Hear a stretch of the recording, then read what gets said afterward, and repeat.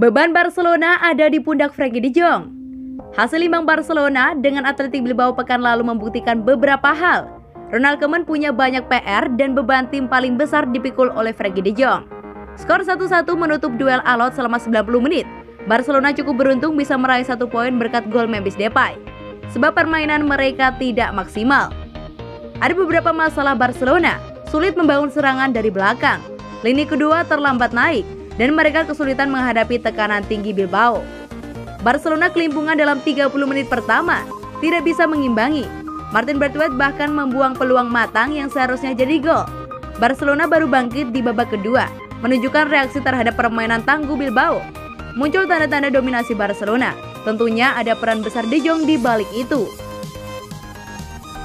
60 menit pertama, Barcelona dipaksa mengikuti ritme lawan. Namun situasi berubah begitu De Jong mulai bermain lebih bebas dan mengontrol permainan. De Jong bermain elegan, khas gelandang klasik nomor 10. Dia membongkar lini pertahanan lawan dengan dribble dan datang dari lini kedua untuk mendukung para penyerang. De Jong nyaris mencetak gol di menit ke-75 dengan sepakan lob yang cantik.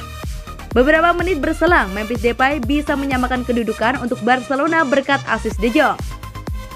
Performa De Jong di pertandingan kemarin terbilang impresif untuk ukuran gelandang serang. Dia kini memikul beban tim yang sebelumnya ada di pundak Lionel Messi. De Jong bermain berani, mencari solusi dan mau mencoba beberapa hal dalam pertandingan. Pemain seperti ini penting untuk Koeman. Koeman tahu bahwa era baru Barcelona harus dipikul oleh De Jong, Depay, dan Griezmann. 3 pemain ini seharusnya jadi pilar baru Barcelona. Sejauh ini De Jong terbukti impresif, Depay mulai mantap, Griezmann masih kesulitan seperti biasa. Barcelona akan mendapatkan potongan transfer Cucurella ke Brighton.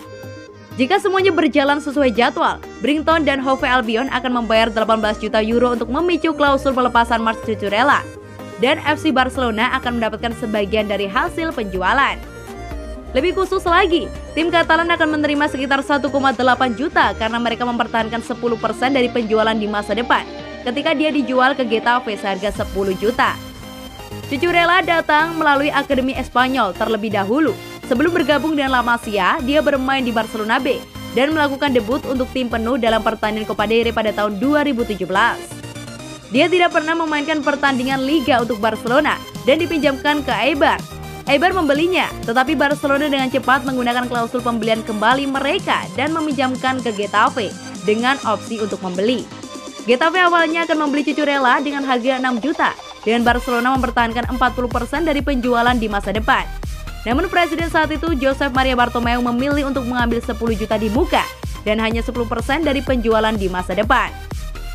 Ini akhirnya membuktikan keputusan yang mahal karena Barcelona akan mengambil 7,2 juta bukannya 1,8 juta atau 5,4 juta lebih. Mereka mendapat 4 juta lebih pada saat itu, tetapi kehilangan 5,4 juta sekarang. Cucurella telah menerima 1 caps untuk Spanyol dan juga mewakili tim nasional Katalan di Olimpiade Tokyo.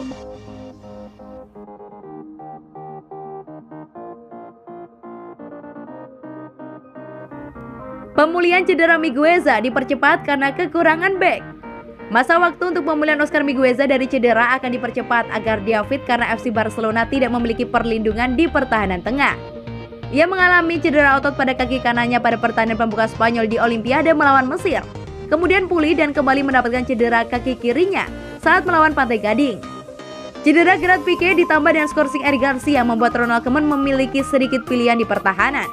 Dengan jeda internasional yang akan segera tiba, rencana awalnya adalah mengistirahatkan Migueza sampai para pemain kembali. Tapi hal-hal telah berubah. Ronald Araujo dan Clement Lenglet akan menjadi starter melawan Getafe. Tetapi Migueza bisa berada di bangku cadangan sebagai opsi ketiga. Tidak jelas apakah Koeman akan berbicara ke Samuel Umtiti. Saat ini Barcelona sedang berusaha menemukan seorang atau siapapun untuk mengambil kontrak besarnya. Migueza untuk pertama kalinya akan dianggap sebagai pemain tim utama penuh musim ini, setelah terdaftar sebagai pemain tim B musim lalu. Tak laku meski dijual gratisan, Barcelona terpaksa pertahankan Samuel Umtiti. Keinginan raksasa La Liga Barcelona untuk menjual Samuel Umtiti pada jendela transfer musim panas ini sepertinya tak bisa terwujud. Alhasil Umtiti pun akan bertahan di Camp Nou.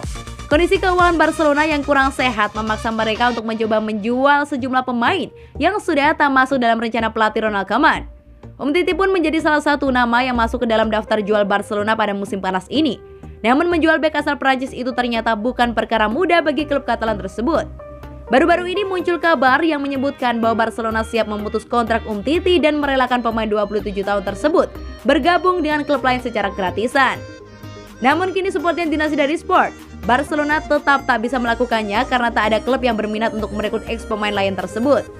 Tak hanya itu, Barcelona juga diklaim menemui kesulitan untuk memutuskan kontrak Umtiti karena terhalang masalah hukum. Artinya Umtiti sepertinya bakal bertahan di skuad Ronald Koeman di musim ini. Satu alasan lain yang menyebabkan mengapa penjualan Umtiti sulit dilakukan Barcelona adalah karena sang palang pintu ngotot menolak untuk hengkang dari Camp Nou.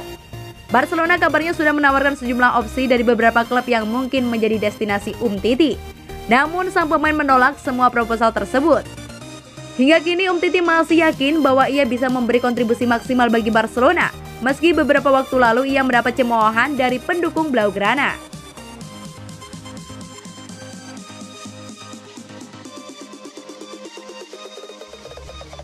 Masa depan Barcelona mulai terlihat.